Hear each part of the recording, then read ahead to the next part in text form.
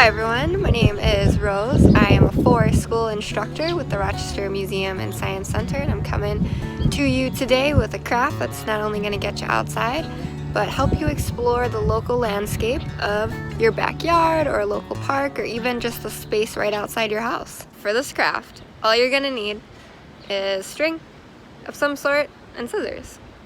That's it. Pretty simple.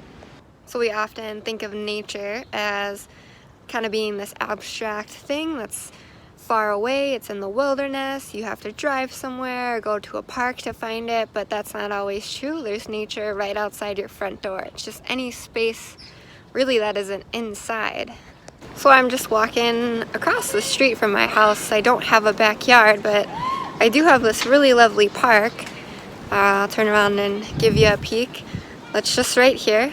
And it has everything that we need for this activity. So essentially, I'm going to take a look around, see what I can see, notice the scents, the smells. Is there anything stinky, anything really soft? How's the ground feel? Is it wet? Is it windy? What's the sky look like? Just try to take a moment to get to know the area a bit.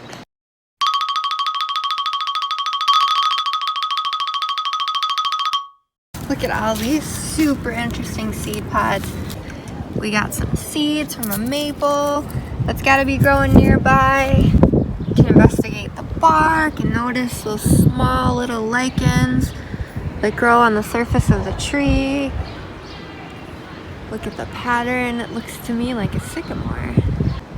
So as you're exploring and walking around and getting to know the space, start maybe collecting a couple of things here and there, things that you can take from the land that won't necessarily impact it. So we're not looking for living things, but things you find on the ground. We're gonna start collecting those. So I found some pretty cool things of interest that I just want to take a moment to show everyone.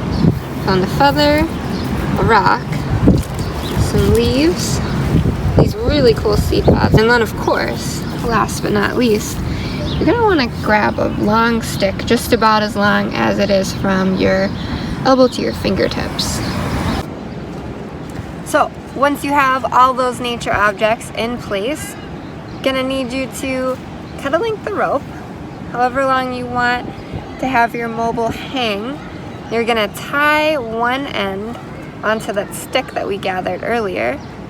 So nothing super fancy, try to show you here, but we're just gonna do an overhand knot.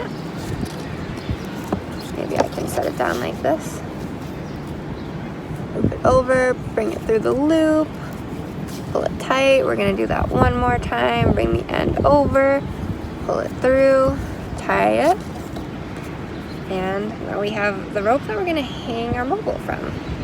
And so from here, you're gonna grab a few more lengths of rope. You're gonna make sure they're long enough that you have room on both ends to tie your string to the stick and to the nature object that you collected. And take a minute, see how those balance on your stick. If you put a rock on one end, it might have the mobile kind of tilt really far one way, so you might want to balance it with the rock on the other side, or put the rock in the middle where the weight isn't gonna be a big factor. Or if you have a heavy stick, take a couple of minutes to figure out that play with that balance and how you're gonna arrange all those objects.